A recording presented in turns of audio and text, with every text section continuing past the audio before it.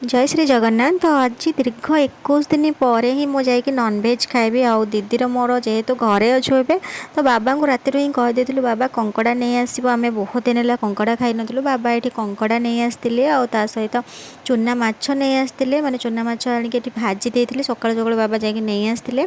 चूना माछ जेहेतु मोर बहुत पसंद तो भाजु भाजु ही मुझे खाई कारण दीपर कंकड़ा झोल सहित भात खाइबा।